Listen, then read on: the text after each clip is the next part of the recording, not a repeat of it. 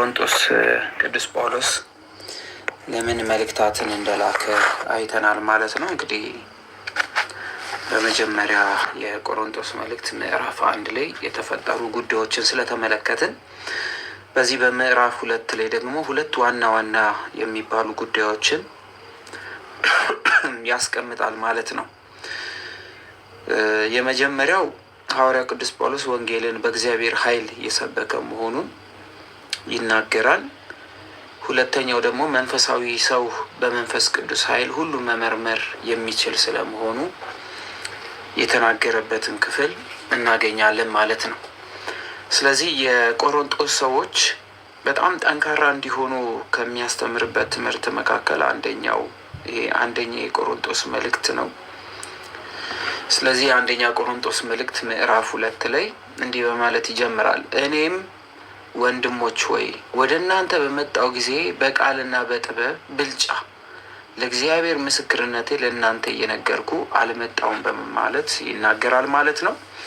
በመጀመሪያ ወንጌል ሲሰብክላቸው እንዴት እንደሰበከላቸው ያሳስባቸዋል። እንዴት አድርጌ ነበረ እናንተን ወንጌል የሰበኳችሁ፣ እንዴት ነበረ ለእናንተ ወንጌል የነገርኳችሁ እያለ ያሳስባቸዋል። ያው የቆሮንጦስ ሰዎች እንዲያስቡት ወይም ደግሞ የተደረገላቸውን ነገር እንዲያውቁ ይነግራቸዋል ማለት ነው። ስለዚህ በመጀመሪያ ወንጌልን ስሰብክላችሁ እንዴት እንደሰበኩላቸው በማለት እንግዲህ ይናገራል። ያው ቅዱስ ጳውሎስ በብዙ ፈተና በብዙ መከራ ውስጥ እንዳስተማራቸው ይነግራቸዋል። በጥበብ ብልጫ ማለቱ በአነጋገር ስልት ይላል። ጥበብን እንደተጠቀመ በንግግር ስልት እንዳስተማራቸው፣ በዘዴ ወይም በማታለል ምስክርነቴን አልገለጥኩም በማለት ደግሞ ይናገራል። ያው ከራሴ የሆነ ጥበብ ተጠቅሜ ሳይሆን ከእውነተኛ ከሆነው አምላክ ከጌታ ከኢየሱስ ክርስቶስ ካለ ጽድቅ ቃል ነው እንጂ እኔ የራሴን ጥበብ ወይም ደግሞ ከራሴ የሆነ ሀሳብ አምጥቼ አይደለም ያስተማርኳችሁ ብሎ የቆሮንጦስ ሰዎች ጳውሎስ ያስጠነቅቃቸዋል። ከዛ ወዲያ በመካከላችሁ ሳለው ከኢየሱስ ክርስቶስ በቀር እርሱም እንደተሰቀለ ሌላ ነገር እንዳላውቅ ቆርጬ ነበርና በማለት ይናገራል። ምን እያለ ነው ቅዱስ ጳውሎስ ያለው ማለት ነው? በመካከላችሁ ወንጌል ስሰብክ ኢየሱስ ክርስቶስ እንደተሰቀለ ወይም የመስቀሉን ነገር ነግሬያችኋለሁ፣ አስተምሬያችኋለሁ እንጂ ሌላ ትምህርት እንኳን አላስተማርኳችሁም፣ ወይም ሌላ ትምህርት እንዳላስተምራችሁ ቆርጬ ነበር ይላል። ከራሱ የሆነ ምንም አይነት ትምህርት እንዳልሰጣቸውና ከእግዚአብሔር ዘንድ የታዘዘውን ትእዛዝ እንዳስተማረ እውነተኛ የሆነውን በመስቀል የተሰቀለ ክርስቶስን እንደሰበከላቸው ይናገራል ማለት ነው ቅዱስ ጳውሎስ። ይቀጥልና ምንድነው የሚለው? እኔ በድካምና በፍርሃት በብዙ መንቀጥቀጥ በእናንተ ዘንድ ነበርኩ ይላል። ጳውሎስ ምን ያስታውሳቸዋል? በጣም ድካም እንደነበረበት፣ በጣም ይፈራ እንደነበረ እና በብዙ መንቀጥቀጥ እናንተ ዘንድ ነበርኩ ይላል። ፍርሃትና መንቀጥቀጡን የቆሮንጦስ ሰዎች ትምህርቴን ይቀበሉኝ ይሆን ወይስ አይቀበሉኝም ይሆን በማለት ነበረ ይፈራ የነበረው እንጂ ክርስቶስን በመስበኩ የሚመጣበትን መከራ ስለሚቀበል ማለቱ አልነበረም። ነገር ግን የማስተምረው ትምህርት ይገባቸዋል አይገባቸውም፣ ይቀበሉኛ ይሆን አይቀበሉኝም ብሎ በመንቀጥቀጥና በፍራቻ እንዳስተማራቸው ጳውሎስ ይናገራል። እዚህ የሐዋርያት ሥራ ምዕራፍ 18 ከቁጥር 9 ላይ የምናገኘው ክፍል ነው። ይሄ የሐዋርያት ሥራ ምዕራፍ 18 ከቁጥር 9 ላይ እናገኘዋለን። ስለዚህ ጳውሎስ ለቆሮንጦስ ሰዎች ወንጌልን ለማስተማር ይደነግጥ፣ ይፈራ፣ ይንቀጠቀጥ እንደነበረ ራሱ በአንደበቱ ይናገራል። ያው ትምህርቱን ይቀበሉኛል አይቀበሉኝም ከሚለው አንጻር ስለሆነ ማለት ነው። ድምፄ ይሰማችኋል ቤተሰቦች? ስለዚህ እኔ በድካምና በፍርሃት በብዙ መንቀጥቀጥ በእናንተ ዘንድ ነበርኩ ሲላቸው ጳውሎስ ወንጌል የሰጠው ወንጌልን ያስተማረው ይቀበሉኛል አይቀበሉኝም በሚለው ፍራቻ ውስጥ ሆኖ መሆኑን ይናገራል ማለት ነው። ይቀጥልና እምነታችሁም በእግዚአብሔር ኃይል እንጂ በሰው ጥበብ እንዳይሆን ይላል። እምነታችሁ የሰው ጥበብ አለመሆኑን ይገልጥላችኋል። ከሰው ጥበብ አይደለም፣ በእግዚአብሔር ኃይል እንጂ እግዚአብሔር አምላክ ስለፈቀደ እንጂ በእናንተ ጥበብ ወይም በሰው ጥበብ አይደለም የተማራችሁት ብሎ ጳውሎስ ይናገራል። ቃሌም ስብከቴም መንፈስና ኃይልን በመግለጥ ነበረ እንጂ ይላል። ስለዚህ ወንጌል የሰው ጥበብ አለመሆኑን ይገልጥላቸውና የቆሮንጦሶች ያመኑት እግዚአብሔር ኃይሉን አምላክነቱን ስለገለጠላቸው እንጂ ተታለው እንዳልሆነ ይናገራል። ምክንያቱም ሐሰተኛ የሆኑ መምህራኖች ወደ ቆሮንቶስ ገብተው ጳውሎስ ከ12ቱ ሐዋርያት መካከል አይደለም፣ የራሱን ሀሳብ እንጂ የእግዚአብሔርን ኃይል ያለበት አይደለም እያሉ የውሸት ዜና በመሃላቸው ያሰራጩ ስለነበረ ጳውሎስ እምነታችሁ በእግዚአብሔር ኃይል እንጂ በሰው ጥበብ እንዳይሆን ቃሌም ስብከቴ መንፈስና ኃይል በመግለጥ ነበር እንጂ በሚያባብል በጥበብ ቃል አይደለም፣ አታልያችሁ ሳይሆን እውነተኛ የሆነውን የእግዚአብሔርን ቃል ገልጬ የተናገርኩት በማለት ያስረዳችኋል ማለት ነው። ያስረዳችኋል። በሚያባብል ጥበብ አይደለም፣ በሚዋሽም ቃል አይደለም እያለ ይናገራል። ይቀጥልና በብስለት መካከል በበሰሉት መካከል ግን ጥበብን እንናገራለን ይላል። በበሰሉት መካከል ጥበብን እንናገራለን። የበሰሉት የሚላቸው ጥበብ ለሚገባቸው በሽማግሌዎች መካከል ብለው የአማርኛው የትርጓሜ መጽሐፉ ያስቀምጣል። ሽማግሌ የሚላቸው እውቀት ያላቸውን ሰዎች፣ እነዚህ ጥበበኛ የሚላቸው ጠቢባን ተብሎ የሚጠመገሉት እነሱም በጥበብ እንናገራለን። በጥበብም ቢሆን የተናገር ነው ግን የዚችን ዓለም ጥበብ አይደለም ይልና የዚች ዓለም ጥበብ ምድራዊ ስለሆነ ፍልስፍናው ቀሪ ስለሆነ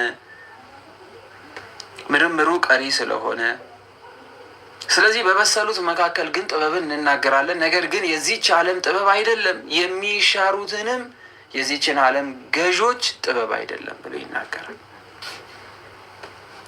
ስለዚህ ጳውሎስ ሲናገር ምንድን ነው? በበሰሉት መካከል ጥበብ እንናገራለን ይልና ጥበብ የሚለው ግን የማታለል ወይም ደግሞ ምድራዊ የሆነ ሳይሆን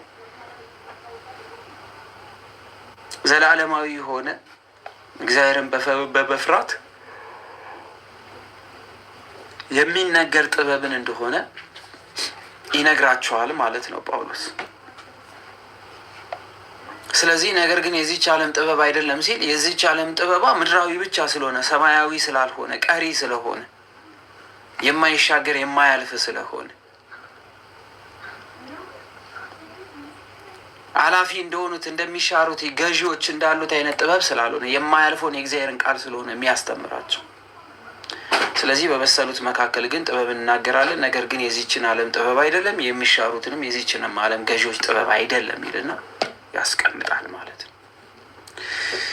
ይቀጥልና ጳውሎስ በዚህ በአንደኛ ቆሮንቶስ መልእክት ምዕራፍ 2 ላይ እንዲህ ደግሞ ይላቸዋል። ነገር ግን እግዚአብሔር አስቀድሞ ከዘመናት በፊት ለክብራችን የወሰነውን ተሰውሮም የነበረውን የእግዚአብሔርን ጥበብ በሚስጥር እንናገራለን። ምክንያቱም ተሰውሮ ሲል ይህ ዝም ብለን ሄደን የምናገኘው ዝም ብለን ፕሩፍ የምናደርገው ስላልሆነ በእምነት የምንቀበለው ስለሆነ ጳውሎስ ነገር ግን እግዚአብሔር አስቀድሞ ከዘመናት በፊት ለክብራችን የወሰነውን ተሰውሮም የነበረውን የእግዚአብሔርን ጥበብ ሚስጥር እንናገራለን። ምክንያቱም የእግዚአብሔርን መንግስት ለማወቅ ጥበብ ስለሚያስፈልግ ጥበበኛ ያልሆነ ሰው በጠቅላላ አያገኝም። ጥበብ ደግሞ እግዚአብሔርን መፍራት ነው። ስለዚህ ከዘመናት በፊት ለክብራችን የወሰነውን ሲል የጌታችን የመድኃኒታችን የኢየሱስ ክርስቶስ ሰው መሆን አስቀድሞ ለነ አብርሃም፣ ለነ ይስሐቅ፣ ለነ ያዕቆብ ለአዳምም ጭምር ተነግሮ የነበረ ስለነበረ ዓለም ሳይፈጠር ዘመን ሳይቆጠር ሰው እንደሚሆን ወስኖ የነበረ ስለነበረ ጌታ ኢየሱስ ክርስቶስ እግዚአብሔር አምላክ ሰው ሆኖ እንደሚያድነን ሁሉን አዋቂ ስለሆነ ዓለምን የማዳን ጥበቡ በዘመናት ቃል ይገባልን እሱ ስለፈጸመ ስለዚህ ይሄንን ሚስጥር እንናገራለን። ያላደለው ይሄን ሚስጥር ማወቅ ስለማይችል የታደለ ሰው ብቻ ግን ይሄን ሚስጥር ያውቃል ማለት ነው። ቆላስያስ ምዕራፍ 1 ቁጥር 26፣ አንደኛ ተሰሎንቄ ምዕራፍ 1 ቁጥር 5፣ ሮሜ ምዕራፍ 16 ቁጥር 25 እስከ 26 ድረስ እነዚህን ያለን። አሁን ግን ለቅዱሳኑ ተገልጧል ይላል። ይህ ቃል ከዘላለም ከትውልዶች ጀምሮ ተሰውሮ የነበረ ሚስጥር ነው። አሁን ግን ለቅዱሳኑ ተገልጧል ብሎ ለቆላስያስ ሰዎች እዚህ የቆላሲያስ መልእክት ምዕራፍ 1 ቁጥር 26 ላይ ተናግሮ ስለነበረ ማንም አያውቅም ነበረና ግልጥ የነበረ ሚስጥር ስላልነበረ ተስፋ አድርገው ይጠብቁ የነበሩ በነቢያት የተነገረው መፈጸሙን ሲናገር ይህንን ያስቀምጥልናል ማለት ነው። ስለዚህ አሁን ግን ለቅዱሳኑ ተገልጧል ብሎ ለቆላሲያስ ሰዎች እንደጻፈ ይናገራል ማለት ነው። ስለዚህ የጌታችን የመድኃኒታችን የኢየሱስ ክርስቶስ ሰው ሆኖ መምጣት ሚስጥር እንደነበረ እና ይህን ሚስጥር ማወቅ የተሰጣቸው በጣም ጥቂት ሰዎች እንደሆኑ ይናገራል ማለት ነው። ስለዚህ ጥቂት ሰዎች ናቸው ይህንን ሚስጥር ማወቅ የሚችሉት። ለዚህ ነው ቅዱስ ጳውሎስ እዚህ የቆሮንጦስ አንደኛ ቆሮንጦስ መልእክቱ ምዕራፍ 2 ቁጥር 6 ጀምሮ ስንመለከት በበሰሉት መካከል ግን ጥበብን እንናገራለን፣ ነገር ግን የዚችን ዓለም ጥበብ አይደለም፣ የሚሻሩትንም የዚችን ዓለም ገዢዎች ጥበብ አይደለም ይላል። ነገር ግን እግዚአብሔር አስቀድሞ ከዘመናት በፊት ለክብራችን የወሰነውን ሲል ሰው ሆኖ እንደሚያድነን ስለሚያውቅ ተሰውሮ የነበረውን የእግዚአብሔርን ጥበብ ሚስጥር እንናገራለን በማለት አምላክ ሰው የሆነበትን ሚስጥር እንናገራለን፣ እንሰብካለን በማለት ጳውሎስ ይናገራል ማለት ነው። ዘግይታችሁ የተቀላቀላችሁን ቤተሰቦቻችን ሁላችሁም እንኳን ደህና መጣችሁ። ስትቀላቀሉ ላይክ እያደረጋችሁ መግባታችሁን አትርሱ። የቀስት ምልክቷን እየነካችሁ ታቡን ከፍ ከፍ አድርጉት። ኮሜንት በመጻፍ አብረውናታችሁን አሳዩ። ሼር በማድረግ በምታውቋቸው ግሩፖች ላይ ያስቀምጡላቸው መጥተው እንዲማሩ። እግዚአብሔር ከሁላችን ጋር ይሁን። እንኳን ደህና መጣችሁ። ስለዚህ ቅዱስ ጳውሎስ እዚች ምዕራፍ 2 ቁጥር 7 ላይ ነገር ግን የእግዚአብሔር አስቀድሞ ከዘመናት በፊት ለክብራችን የወሰነው ሲል ሰው የመሆን ሚስጥሩን መሆኑን ማወቅ ይኖርብናል ማለት ነው። ተሰውሮ የነበረውን የእግዚአብሔርን ጥበብ ሚስጥር እንናገራለን ሲል የእግዚአብሔር ሰው የመሆን ሚስጥር ጥበብ መሆኑን ይገልጻል ማለት ነው። ይቀጥልና ከዚች ዓለም ገዢዎች አንዱ እንኳን ይህን ጥበብ አላወቀውም ይላል። አምላክ ሰው የሚሆንበትን ሚስጥር የዓለም ገዢዎች የማያውቁት ስለሆነ የዓለም ገዢዎች ሊያውቁት አይችሉም። እግዚአብሔር ሰው ሆኖ ዓለሙን እንደሚያድን ነገስታት እንኳን እንደማያውቁ ይናገራል ማለት ነው። ይሄ እድለኝነት ነው። ሚስጥረ ስጋዌ ይባላል በቤተ ክርስቲያናችን ትምህርት። ይሄ ትምህርት ሚስጥረ ስጋዌ ተብሎ ይታወቃል። ስለዚህ ከዚህች ዓለም ገዢዎች አንዱስ እንኳን ይህንን ጥበብ አላወቀውም ሲል ሚስጥረ ስጋዌ የሚባሉን የሚስጥር ትምህርት ማንም ሰው እንኳን አያውቁም ብሎ ያስቀምጣል። ነገስታት የሚንቋቸው ነቢያት አወቁ እንጂ ሐዋርያት የሚናገረው ጥበብ የእግዚአብሔርን ሰው የመሆን ጥበብ መሆኑን ይናገራል። ሐዋርያት ነቢያት አወቁ እንጂ የዚህ ምድር ገዢ የነበሩት እንኳን አላወቁም ብሎ ያስቀምጣል። ይቀጥልና አውቆስ ቢሆን የክብርን ጌታ ባልሰቀሉትም ነበር ይላል። አምላክ ሰው እንደሆነ ቢያውቁ ኖሮ ክርስቶስን ባልሰቀሉት ነበር ይላል። የክብርን ጌታ ሲባል ጌታ ራሱ የተከበረ ታላቅ ጌታ ስለሆነ ይህ የክብር ንጉሥ ማን ነው እያለ ዳዊት ይናገር ስለነበረ፣ ስለዚህ አምላክ ሰው የሆነበት ሚስጥር፣ አምላክ ሰው የሆነበት አካሄድ ብዙዎች ቢያውቁ ኖሮ ባልሰቀሉት ብሎ ያስቀምጣል ማለት ነው። አይሰቅሉትምም ነበር። ስለዚህ ይሄ ታላቅ ሚስጥር መሆኑን ልናውቅ ይገባናል። ይቀጥልና ቅዱስ ጳውሎስ ነገር ግን ይላል ዓይንን ያላየችው ጆሮም ያልሰማው በሰውም ልብ ያልታሰበ እግዚአብሔር ለሚወዱት ያዘጋጀው ተብሎ እንደተጻፈ እንዲህ እንናገራለን አለ።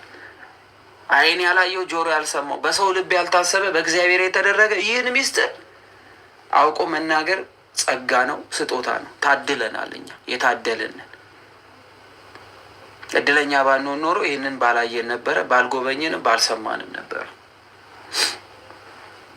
ሁላችንም የክርስቶስ ሆነን መገኘታችን እድል ነው፣ ጸጋ ነው፣ ጥበብ ነው፣ ስጦታ ነው።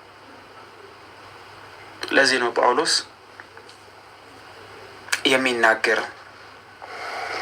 ምክንያቱም ጆሮ ያልሰማው የሰው ልብም ያላሰበው ልዩ የሆነ ነገር ተደርጓል ይላል። አንድም ስለ መንግስተ ሰማያት ይናገራል። ልጁን ያመኑ በክርስቶስ ያመንን ሁላችን የዘላለም መንግስት እንደተዘጋጀችልን ጆሮ ያልሰማው ሰው የሰው ልብም ያልታሰበው እግዚአብሔርን ለሚወዱ ሰዎች የምትሰጥ ያቺን መንግስተ ሰማያትን ያስባታል። አንድም ተብሎ ይፈታል ይሄ ክፍል። አንድም እርሱ ሰው ስለሆነ ሰዎች ከሚያስቡት በላይ ጥበበኛ የሆነ ክርስቶስ ሰው የሆነበት ምስጢር የማይመረመር መሆኑን፣ አንድም የሰው ጆሮ ያልሰማው በሰው ልብም ያልታሰበችውን የእግዚአብሔርን መንግስት እንደምንወርስ የተነገረበት ክፍል ይሄ ክፍል። ይቀጥልና ቅዱስ ጳውሎስ መንፈስም የእግዚአብሔር ጥልቅ ነገርስ እንኳን ሳይቀር ሁሉን ይመረምራልና አለ። ለእኛ ለእግዚአብሔርን በመንፈሱ በኩል ገለጠዋል። መንፈስ የሚለው መንፈስ ቅዱስን ሲሆን መንፈስ ቅዱስ ጥልቅ ወይም ስውር የሆነውን ነገር ያውቃል። ምክንያቱም መንፈስ ቅዱስ ሁሉን አዋቂ ነው፣ ከእግዚአብሔር አብ ከእግዚአብሔር ወልድ የማይለይ ስለሆነ። የፍጡራንን ይቅርና የእግዚአብሔር ጥልቅ ነገርን እንኳን ያውቃል ብሏል። ምክንያቱም መንፈስ ቅዱስ ራሱ ማን ስለሆነ? አምላክ ስለሆነ። ስለዚህ በመንፈሱ በኩል ገለጠው ሲል ከአብ ባልተለየ ከወልድ ባልተለየ መለኮታዊ ክብሩ መንፈስ ቅዱስ ለሁላችን ገልጦ አሳይቶናል። ለዚህ ነው ጌታችን ኢየሱስ ክርስቶስም እኔ አስተማርኩላችሁ፣ አሁን ግን ልትቀበሉ ልትሸከሙት የማትችሉትም በኋላ ላይ ግን ከአብ ዘንድ ተስፋ የምታደርጉት መንፈስ ቅዱስ በመጣ ጊዜ ሁሉን ያሳውቃችኋል ብሎ ይተናገራል። ስለዚህ ይህን ሚስጥር እንድናውቅ ይህን ሚስጥር እንድናውቅ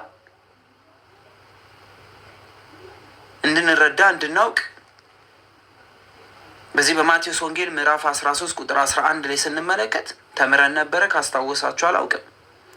ለእናንተ የመንግስተ ሰማያት ሚስጥር ማወቅ ተሰጥቷችኋል፣ ለእነርሱ ግን አልተሰጣችሁም ብሏል። እና ሰዎች ስለ ሰማያዊ ሚስጥር እኛ ስናወራ ተረት ተረት ቢመስላቸው ሊደንቀን አይገባም።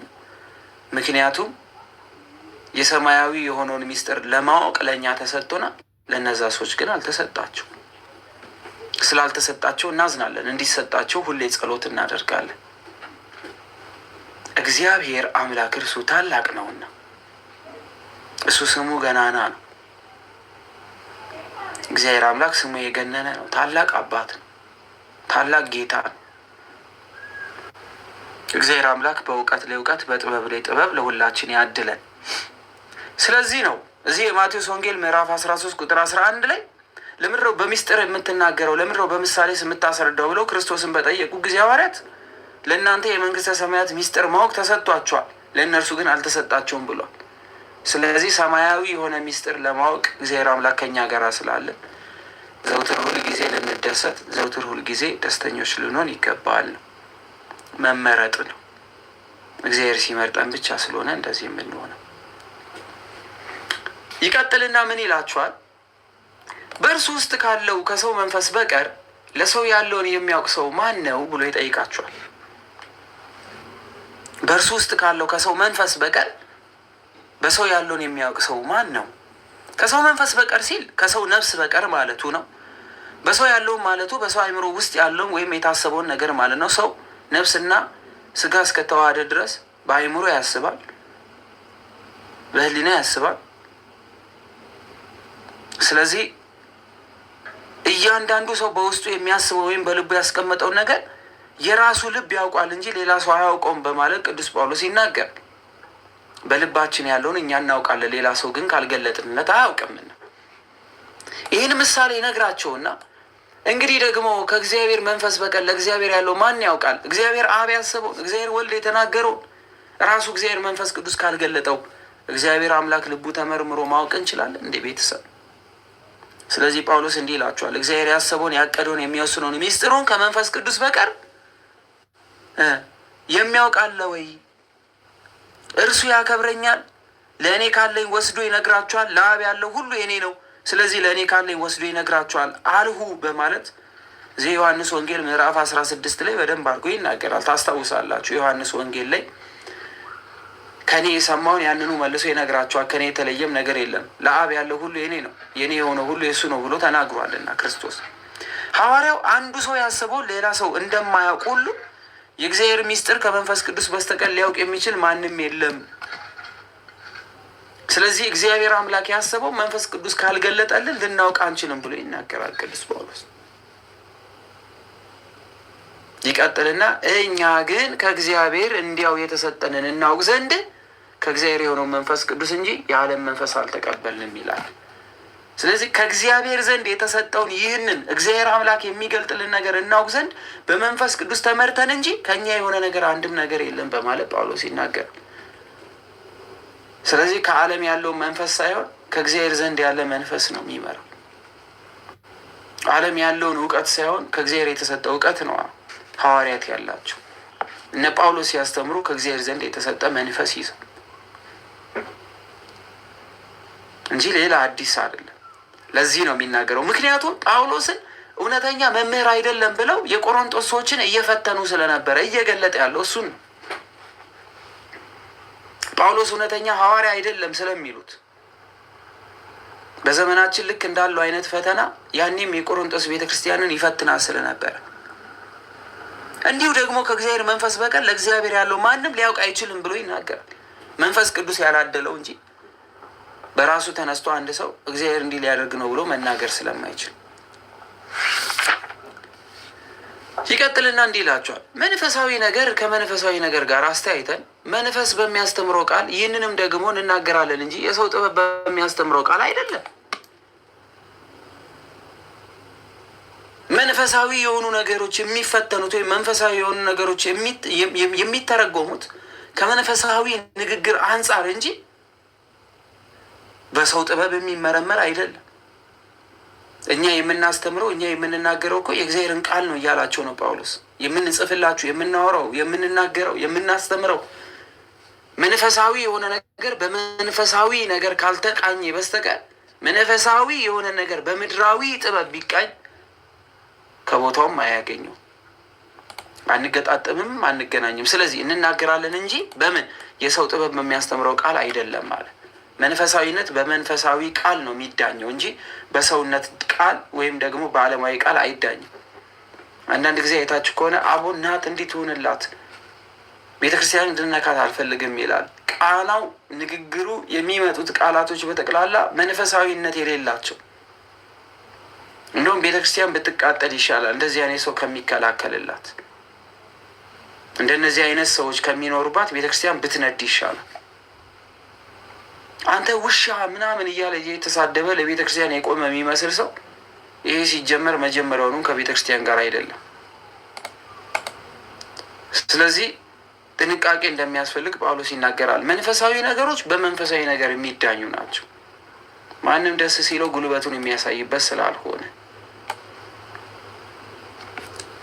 ሰው ምንድነው እየተናገረ ያለው? ሐዋርያው መንፈስ ቅዱስ እንደሚያናግረው የሚናገረው ነገር መንፈሳዊ ነገር እንደሆነ መንፈሳዊ በመሆኑም ከሌላ መንፈሳዊ ነገር ጋር አነጻጽሮ እንደማያመዛዝነው የሚገልጽ ሲሆን ከዓለማዊ ሰው በሚገኝ ጥበብ እንደማያስተምር ደግሞ አስረግጦ ይነግራቸዋል። እየተማርን ያለነው የእግዚአብሔርን ቃል እንጂ ምድራዊ የሆነ ጥበብ የገባበት አይደለም ብሎ አስረግጦም ይነግራቸው ይቀጥልና ለፍጥረታዊ ሰው የእግዚአብሔር መንፈስ ነገር ሞኝነት ነውና አይቀበለውም ይላል። ፍጥረታዊ የሚለው ምኑን ነው? ስጋዊ ዓለማዊ የሆነ ሰው መንፈሳዊ ነገር ቢነገረው አይቀበልም፣ ለመቀበል አእምሮ ክፍት አይደለም ይላል ጳውሎስ። ዓለማዊ የሆነ ነገር ቢነገረው፣ ዓለማዊ የሆነ ነገር ቢሰበከው፣ ዓለማዊ የሆነ ነገር ቢነገረው፣ መንፈሳዊ ነገር ቢነገረው ዓለማዊ ለሆነ ሰው አይቀበለው። ምክንያቱም ለምሳሌ አምላክ ሰው ሆነ ብትሉት በምድራዊ አእምሮ እየመዘነ አያገኘው። አምላክ ሰው ሆነ የሚለውን ለመቀበል መንፈሳዊ መሆን አለበት። አምላክ በስጋ ሞተ ስንል በስጋ ሞተ የሚለውን ለመቀበል እምነት ያስፈልጓል። ዓለማዊ ከሆነ በምድራዊ የሆነ ጥበብ የሚመረምረው ከሆነ ከህሊና በላይ የሆነ ስለሆነ አይቀበለው። ለዚህ ነው ብዙ ሲወድቁ ብናየው። ለዚህ ነው ጳውሎስ ለፍጥረታዊ ሰው ሲል ወይም ደግሞ ስጋዊ ለሆነ ዓለማዊ ለሆነ ሰው መንፈሳዊ ነገር ብንነግረው ሞኝነት ነው የሚሆንበት፣ አይቀበለውም ይልና በመንፈሳዊ የሚመረምር ስለሆነ ሊያውቀው አይችልም። በመንፈስም የሚመረምር ስለሆነ ሊያውቀው አይችልም። መንፈሳዊ ነገር የሚመረመረው በመንፈስ ቅዱስ ስለሆነ ስጋዊ ወይም ዓለማዊ የሆነ ሰው መንፈሳዊ የሆነ ነገር መርምሮ ሊደርስበት የሚችል ስላልሆነ፣ መንፈሳዊ ሰው ግን አለ ጳውሎስ መንፈሳዊ ሰው ናችሁ ነን። ሁላችንም እዚህ ውስጥ ያለ መንፈሳዊያን ነን ብለን እናስባለን። እናስባለን? መንፈሳዊ ነን ብላችሁ ታስባላችሁ ቤተሰቦች? ነን? አሁን እየተማርን ያለነውን ትምህርት አሁን ከምን አንጻር እንደምንመዝነው አናውቅ። ዓለማዊ ከሆነን የሚነገርን ነገር ሁሉ የማመን ችግር አለብን ማለት ነው። እምነታችን ጎዶሎ ከሆነ ተጠራጣሪ ነን። እምነት ያለው ሰው ስለማይጠራጠር ይቀረናል። እውነት ነው። አይደለንም ማለትም ደግሞ ከባድ ነው። አይደለንም ካልን ፍጹም መንፈሳዊነት የለንም እንደማለት ነው። መንፈሳዊነት አለን፣ አዎ፣ ግን ይጎለናል ወይ? አዎ። ልክ ልጄን አድንልኝ ብሎ ክርስቶስ ፊት እንደመጣ ታምናለህን ሲለው አለማመኔን ምን በለው እርዳኝ እንዳለው አምናለሁ፣ ግን ምን በላይ አለማመኔን እርዳው እንዳለው እኛ አለማመናችንን መሙላት መቻል አለብን። ስለዚህ መንፈሳዊ ሰው ግን አለ ጳውሎስ ሁሉን ይመረምራል፣ ራሱ ግን በማንም አይመረመርም አለ። ደስ አይልም? ሁሉን ይመረምራል፣ ራሱ ግን በማንም አይመረመርም አለ። መንፈስ ቅዱስ ያደረበት ሰው ሁሉን ያውቃል ሲል ነው ጳውሎስ። የተሰወረውን ይገልጣል፣ የኃጢአተኛውን ኃጢአት ይገልጣል። ሙሴ ሰንበትን የሻረው ስለ ጳድ የሚገደልበት እግዚአብሔር ገልጦለታልና፣ ኢያሱ የአካንን ኃጢአት አውቆበታልና፣ ጴጥሮስም የሐናንያን የሲጳራን ኃጢአት አውቆባቸዋልና፣ ቅዱስ ጳውሎስም በአርያስዮስ በተባለ ጠንቋይ ላይ ይፈርድበት ዓይኑንም አሳውሮታልና። ስለዚህ መንፈሳዊ የሆኑ ሰዎች ሌሎችን ይመረምራሉ፣ ሌሎችን ያውቃሉ እንጂ እነሱ አይመረመሩም ሲል የመንፈሳዊ ሰው ሚስጥር ስጋዊ ዓለማዊ በሆነ ሰው አይታወቅም። መንፈሳዊ ሰው የሚታወቀው በመንፈሳዊ ነው። ምድራዊ የሆኑ ሰዎች ሳያውቁት ነው የሚፈርዱበት። ያው ክርስቶስም ተፈርዶበት አይደለ? ክርስቶስም ተፈርዶበታል።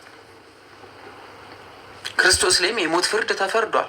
ሐሰተኞች ከሰውታል፣ በአደባባይ አቁመውታል።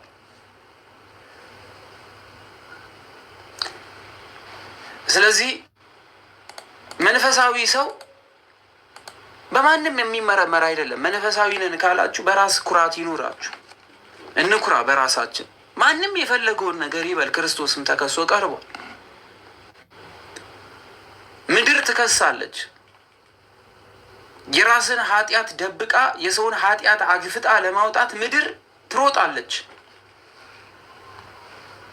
እውነተኛ የሆኑ ሰዎች በአደባባይ ፍርዳቸው የጸና ነው። ሐሰተኞች ደረታቸውን ከፍተው ሲሄዱ፣ እውነተኞች እግዚአብሔርን ያዙ፣ አምላክን ያከበሩ፣ እውነት ያላቸው፣ የዋህ ልብ ያላቸው፣ ፍቅር ያላቸው፣ ንጽህና ያላቸው ሰዎች በሚያልፉ በሚሄደው ሰው ይመረመራል። እናንተ በልባችሁ ጽናት ካላችሁ ለእግዚአብሔር አሳልፋችሁ ስጡት። ጳውሎስ የሚናገረው ይህንን ነው። እንዲህ አስተምሮ የጌታ ልብ ማን አውቆት ነው አለ። እንዲህ አስተምረው የጌታ ልብ ማን አውቆት ነው? እኛ ግን የክርስቶስ ልብ አለን አለ። የክርስቶስ ልብ ያለው ሰው እንዴት አይነት ሰው ነው? እስኪ ንገሩ። እንዲያስተምረው የጌታ ልብ ማን አውቆት ነው ሲል የእግዚአብሔር መንፈስ ያዘዘው ወይም አማካሪ ሆኖ ያስተማረ ማን ነው? ለእግዚአብሔር አምላክ የሚያዛል የክርስቶስ ልብ ይሆናል። በክርስቶስ ልብ የሚያስባል እግዚአብሔር አምላክን መርምሮ የሚደርስበት አለ የለም። ነገር ግን እኛ ግን የክርስቶስ ልብ አለን አለ ጳውሎስ። እኛ ግን የክርስቶስ ልብ አለን ሲል ምን ማለቱ ነው? የባህሪ ሕይወቱ መንፈስ ቅዱስ አድሮብናል። እንደ ክርስቶስ የተሰወረውን እናውቃለን ሲል ጳውሎስ እኛ የክርስቶስ ነንና እንደ ክርስቶስ ነን እያለ እኮ የክርስቶስ ልብ እንዲኖረን ደግሞ ሰጪ፣ ንጹሕ፣ በፈተና ውስጥ የሚያልፉ ፍቅር የተሞሉ ጥሩ ሰዎች፣ ደግ ሰዎች፣ ሩሩ፣ ይቅር ባይ፣ የማይሰስት፣ የማይበድል፣ ሰዎችን የማይከስ፣ ኃጢአተኛ ላይ በትር የማያበዛ፣ በማያገባ ውስጥ የማይገባ፣ ትህትና የተሞላ፣ ለሚወደው ጓደኛው የታመነ፣ ለሚወደው ሰው የሚሞት፣ እኛ ግን የክርስቶስ ልብ አለን አለ። አይገርም? ደስ አይልም?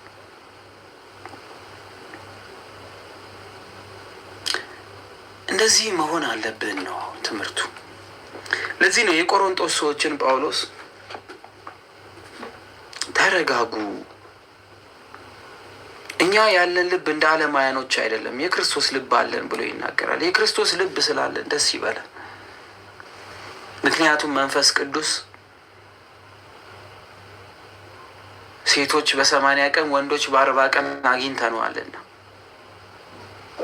ይሄ ቃል የታመነ ነው። ወደንም ጠላንም ልንክደው የምንችለው አይደለም። ክርስቶስን የሚወዱ ሰዎች ብዙ ጊዜ እንደ ሌላው እንደ ዓለማውያኖች ጨካኝ መሆን ያልቻለው ይሄ ልብ ስላለን ነው። እቺ ልብ ነው አሁን ሊያሳጣን ዓለም እየታገለ ያለው። እቺ ልብ ልናጣት እየታገለን ነው።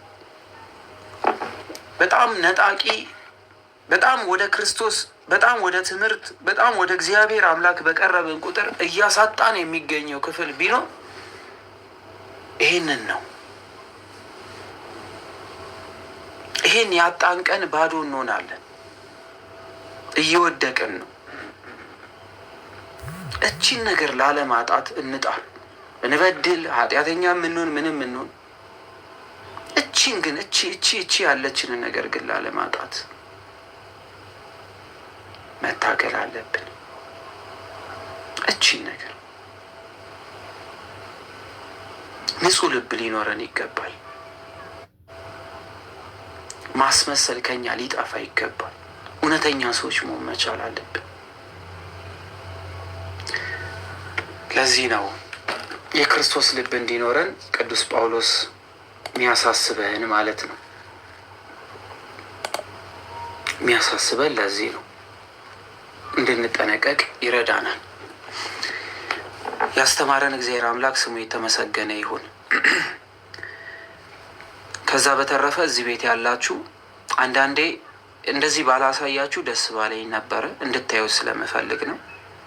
እናንተም ብቻ ለቤተ ክርስቲያን ስጡ ምናምን እያልኩ አልጨቀጭቅም። ከምታደርጉልኝ ከማገኛት የሆነ ስራ ሰርቼ ከማገኘው እኔም ይኸው የበኩሌን 10 ነበረ ቃል የገባሁት። ሌላም ቦታ የገባችሁ አሉ፣ ግን ማሳየት ብዙ ጥሩ ስላልሆነ ግን ለእናንተ ተስፋ ይሰጣችኋል ብዬ ስለማስብ እንድታምኑኝ፣ ያው ዝም ብዬ የአፍ ሰው ብቻም እንዳልሆንኩ እንድታውቁ ብዬ ነው ማሳያችሁ። ይኸው ለቅዱስ ሚናስ ቤተ ክርስቲያን የድርሻዬን ገቢ ያደረግኩበት ይኸው እንደምትመለከቱት አዳም እንዳሸው ይላል። የበኩሌን እኔም የራሴን አድርጌያለሁ፣ አስገብቻለሁ እና እናንተም እንድትሰጡ እንድታስገቡ። አንዳንዴ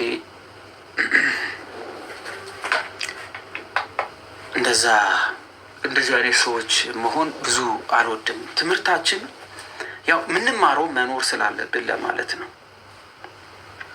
አይደለ? ምንማረው ሁሉም ቦታ በሄድን ቁጥር እናንተ ስጡ ብዬ ሳስጨንቃችሁ እኔም እየሰጠው መሆኔ እንድታዩ ለማለት ፈልጌ ነው። እንድትሰጡ ዛሬ በምድር የሰጠናትን በሰማይ እናገኛለን። ስጡ ይሰጣችኋል ያለው የጌታ ቃል የታመነ ስለሆነ በርቱ። ብዙ ነገር ሊወራ ይችላል፣ ብዙ የሚያስጠሉ ነገሮች ይኖራሉ፣ ግን አምላክ አለ። የውሸት ዓለም በጣም ይቀፋል። በጣም የውሸት ዓለም ቀፋፊ ናት። ዓለም ቀፋፊ ስለሆነች ዓለም በጣም ቀፋፊ ናት። መዋሃድ የከበደኝ ነገር አንደኛው እሱ ነው። አላውቅም በምን አይነት ሂደት ውስጥ እየሄድን እንደሆነ። ብዙ ጊዜ የምንማረው መጽሐፍ ቅዱስ ይመታል። የእውነት ስንሆን ይመታናል። ለታይታ ስለማይሆን ከእውነት ሲሆን ከልብ ሲሆን ከውስጣችን